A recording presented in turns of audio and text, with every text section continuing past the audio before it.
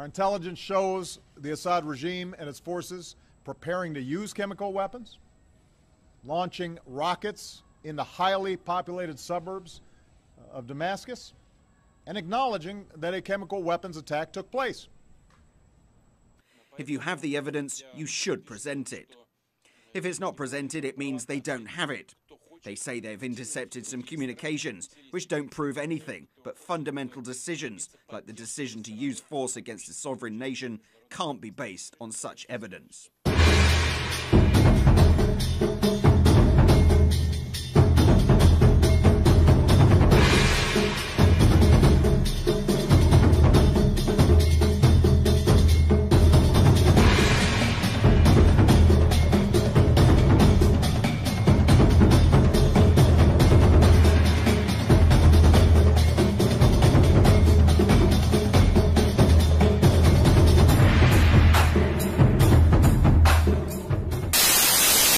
Why did they want the Arab Spring?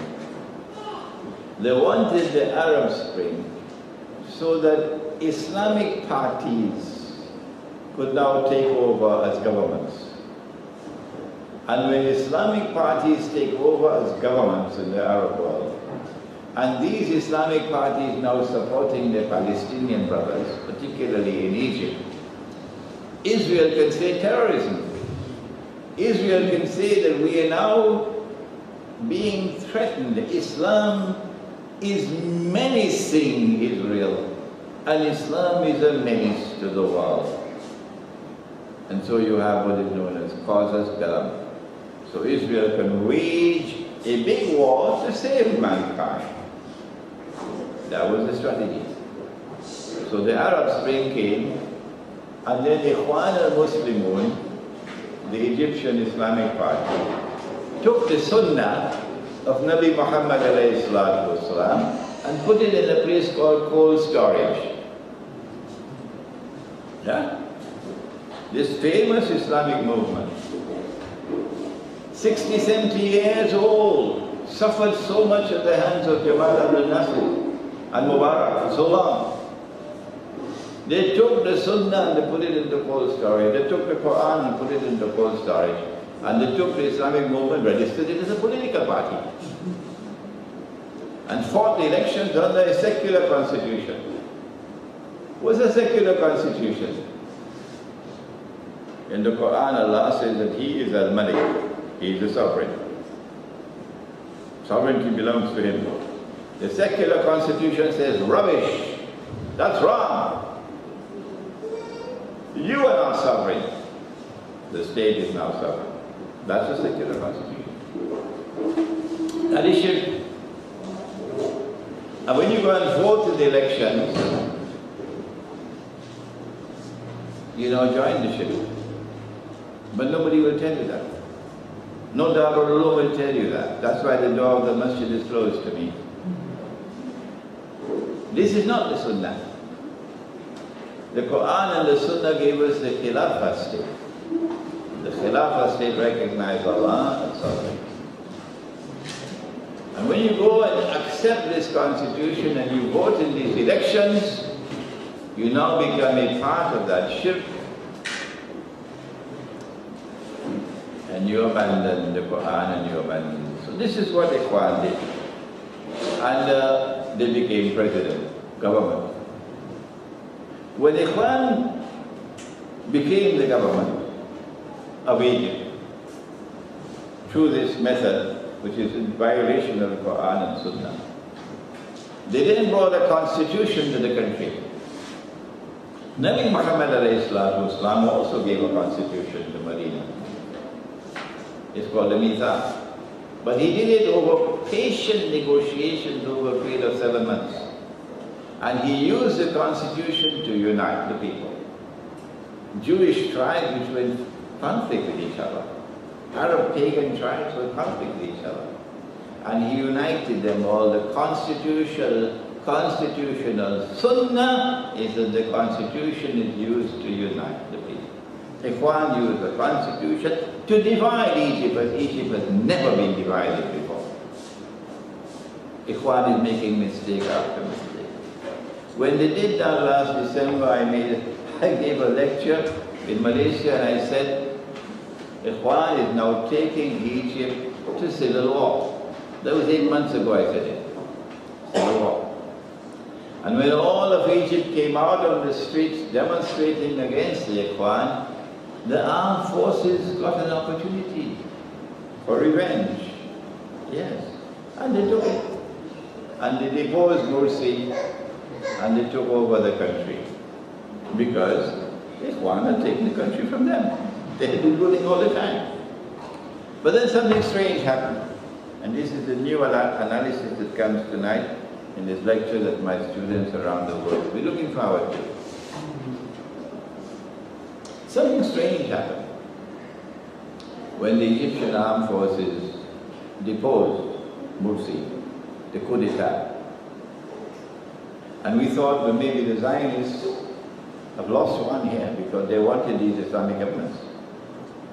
The United States, Britain and Europe are all very angry with the armed forces. They say, no, this is not democracy. Morsi must be released. He's on the house arrest, I think. He came. And the government must be restored, says Washington and London and Paris and so on. But the Egyptian armed forces is not listening to them. No. Then Washington said, we're going to cut off the aid. Because Washington has been giving Egypt a lot of aid. As a result of which the Egyptian economy is surviving. Without that aid, it's gone. When Washington said, we're going to give up the aid, take away the aid that we're giving you unless you can restore Ikhwan. Guess what Saudi Arabia did? For the last 70 years or 80 years, Saudi Arabia has been in existence. Saudi Arabia has been a very meek follower, camp follower of Uncle Sam. Like the American kingdom of Saudi Arabia. Never stepping out of line.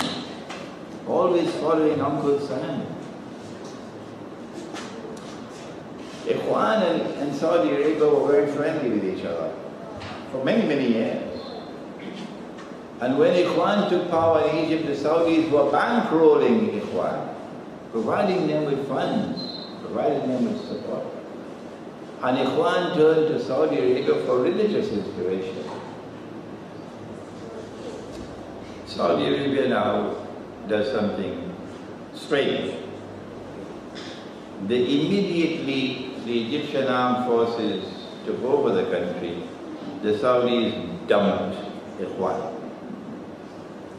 The Saudis say they are terrorists, parroting the official line. These are terrorists. And the Saudis respond with support for the Egyptian armed forces. And then with a slap on the face of Washington that is still stinging Washington, the Saudis says, if you take away the aid, we will give that back to you and give you more. The Arabs will give you more than the Washington will take away from you. This is not characteristic Saudi behavior. So we have a duty as analysts, as scholars of Islam, trying to explain the reality of the world today to the Muslim world, to the Muslim masses. We have a duty to explain why is Saudi Arabia behaving like this. The answer is, the Saudis knew that we are now on the doorstep of great wars. The Saudis knew that the attack on Syria is coming. In fact, I thought it was going to come yesterday. It didn't come yesterday. Because what Putin said, if you attack Syria, we'll attack Saudi Arabia. That's why it didn't come yesterday. The Saudis were part and parcel of the advanced planning. That the attack on Syria is coming. A NATO attack on Syria. And the Saudis did not want that when that attack takes place, that the Egyptian armed forces should come to the support of Syria. So Saudi Arabia, I hope the Egyptians are listening to me. Saudi Arabia has been trying to buy you. Is Egypt up for sale? I hope you heard my question. Is Egypt up for sale? Could the Saudis buy you? I don't think that Egypt is up for sale. And I don't think that the Egyptian armed forces will turn a deaf ear to the Egyptian people. When the attack on Syria takes place, and the Egyptian people say no, we will come to the support of our Syrian brothers. That is why Saudi Arabia dumped Ikhwan and came to the support of the Egyptian armed forces and made all these promises, because Saudi Arabia wanted to take out an insurance policy to ensure that the Egyptian armed forces will not enter the war on the side of Syria. But there's a second reason as well. But we don't have the time tonight. We don't have the time to give you the second reason. It's going to take too much time. It concerns monetary economics. The Saudis have the United States in the palm of their hand like this. They can pull the plug on the US dollar anytime they want. You will have to believe me, because I don't have the time to explain it to you. It will take me about 15-20 minutes to do that. I'll have to go to the hadith of the Prophet ﷺ about the river Euphrates and a mountain of gold. I'll have to take you to the petrodollar. I'll have to take you to Bretton Woods. I'll have to take you to the International Monetary Fund. I'll have to take you to the Arab-Israeli War of 1973. I don't have the time to do that tonight. So you believe me, Saudi Arabia has the United States in the palm of their hands here. The US dollar can be pulled on any time the Saudis want it. All that they have to do is to say you can buy our oil with any currency. That's all. You want to buy my oil with British pounds, you can do it. You want to buy the oil with US dollars, you can do it. You want to buy the oil with French francs, you can do it. With any currency. At this time, the law is that you must buy with USD. And that is what is keeping the US dollars, USD alive. Because Saudi Arabia slapped the United States and slapped the Western world so powerfully with that statement to the Egyptian armed forces, they've sent a message. I don't like to use this word, but it has to be used. This is blackmail. If the US dollar collapses, the US economy will collapse. And there will be riots in the United States, and Obama knows that. People are going to be killed in the United States. There's going to be civil war in the United States if the US dollar collapses. And the Saudis can cause it to collapse anytime they want. So this is called blackmail. Saudi Arabia is acting on behalf of Israel. Saudi Arabia is Israel's most strategic ally at this time. This will astonish our people who don't know the facts of what's happening in the world. The stage is now set for the United States to begin dancing to the Saudi drum beats. Otherwise, the US dollar will be destroyed. How long will this last? Will patriotic Americans stand up and say no? If we have to turn to another currency, let's do it. But we're not going to be held hostage by those who want to threaten the US dollar. We have turned to Pakistan, we've turned to Egypt, and now let's turn to Syria, and we will end. The reason why they had the Arab Spring was so that they could use the cover of the Arab Spring to take Libya. They had planned it long in advance. And you had stupid, foolish, absolutely foolish Muslims saying they're waging a jihad, taking weapons from NATO, taking money from NATO and from Saudi Arabia to launch what they call a jihad in Libya, to overthrow the government. And today these fools have lost their Islam because of the Quran. You join them, you belong to them, you don't belong to them. When I said that to them about a year and a half ago, they were very angry with me. When I quoted the Quran and explained it to them, then some of them realized their mistake. What can we do now? It's too late. NATO is in Libya because Egypt has to be attacked. Egypt has to be attacked because Israel has to expand its territory to the biblical frontiers of the Holy Land. Otherwise they won't accept the job. Israel has to be attacked by land, not only air and sea, to take the eastern delta. When that attack takes place, Israel attacked from the east and NATO will attack from the west. And Israel is sandwiched because of those fools who acted as Dajjal's warriors, waging a Yankee jihad in Libya. The Arab Spring came so it could be used as a cover for Syria. Why did they want Syria? Because Syria is the frontline state. Syria has a border with Israel. Egypt has a border with Israel.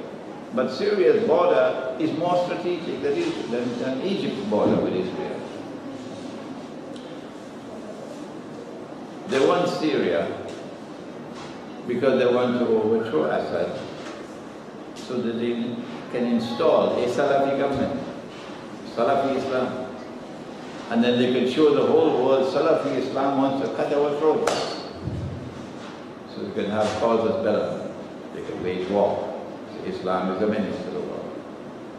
But they've not been able to overthrow the Syrian government. Why?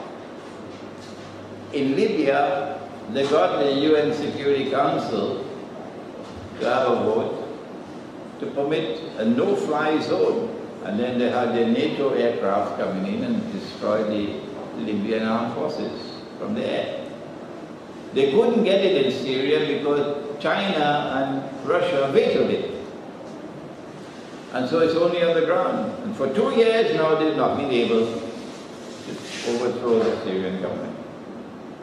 Dajjal's warriors have been fighting in Syria in a Yankee jihad, killing and killing and killing and killing, but have not succeeded in overthrowing the Syrian government.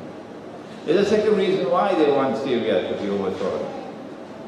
Not only to install an Islamic government in Syria, but because Syria is an ally of Russia. And Russia has a naval base in Syria.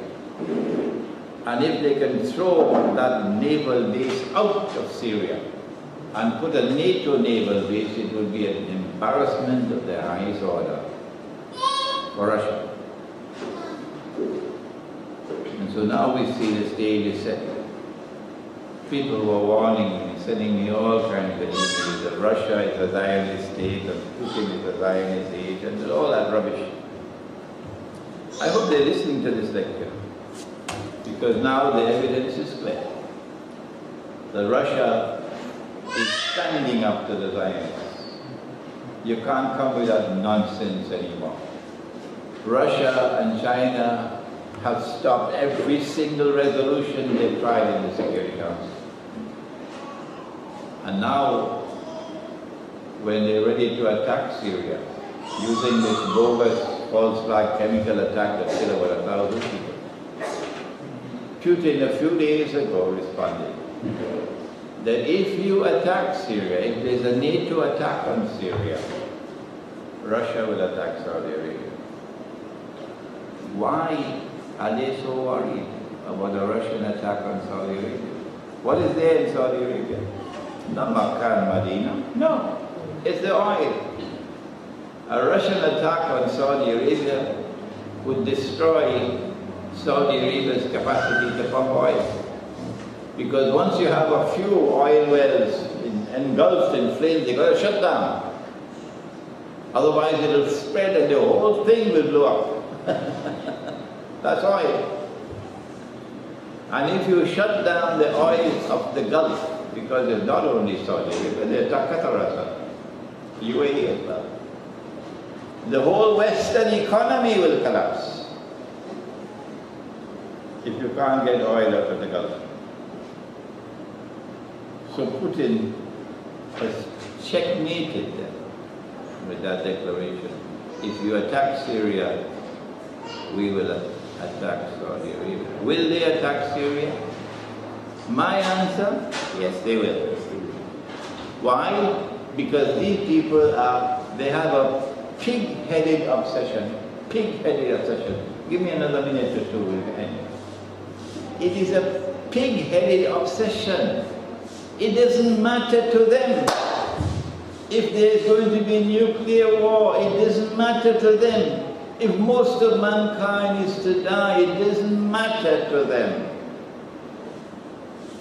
Israel must rule the world. It's a pig-headed obsession. And that's where we are today. And had it not been for Russia and for Putin, we would already have had the Malhama. But the Malhama is coming soon. The alliance with Russia, therefore, is coming soon. On my way coming to Trinidad on this trip, I stopped in Russia for the first time and gave a lecture at the State University of Moscow in Russia. Had I been a graduate of a Darul Uloom, I don't think the Darul Uloom, this is not a bad talking Darul Uloom. I'm not bad talking Darul Uloom. No, I am not bad talking Darul Uloom. The Darul Uloom's education, the syllabus of education, the curriculum, the books you are studying, the subjects you are studying, is inadequate to prepare a scholar to be able to respond to the challenges of the modern age. So this is not to bad talking. This is to say you need to change that syllabus, change that curriculum, change that methodology for the acquisition of knowledge in order to produce that Islamic scholarship that could go to the State University of Moscow, which is the highest ranking university in the whole of Russia. And I got a friendly reception. On my right-hand side was Alexander Dugin, who is one of Russia's premier intellectuals, and he was the chairman of the group. And on my left-hand side was one of Russia's most eminent scholars of Christian eschatology. And I got a friendly reception, a respectful reception from Russia. And they were very happy with comments that I made. That when Sultan Muhammad Fatih conquered Constantinople in 1452, he took the greatest cathedral of Rome, Hagia Sophia, which had been functioning as a cathedral for 1,000 years in Constantinople. And shamefully and disgracefully and manifestly sinfully, he transformed it into a masjid, plunging a dagger into the heart of Rome so that the alliance between Muslims and Rome should never take place. That's what the Ottomans did. And it remained a masjid for 450 years until Mustafa Kemal took over, and then he converted it into a museum. So I said to them in Russia, when we conquer Constantinople, inshallah, the first thing that we will do is to return this cathedral to the Christians. This is yours. The second thing we'll do is to apologize to you for what was done. And the third thing that we'll do is to restore the name of the city to Constantinople, because that's the name our Prophet used. On my way back, inshallah, I will again be passing through Moscow, and this time I hope I can meet with the Russian Orthodox Church to begin discussions with them to try to come closer together so that the alliance with Rome, prophesied by Nabi Muhammad ﷺ, might come to pass. ربنا تقبل منا إنك أنت السميع العليم وتب علينا يا مولانا إنك أنت التواب الرحيم برحمتك يا أرحم الراحمين آمين.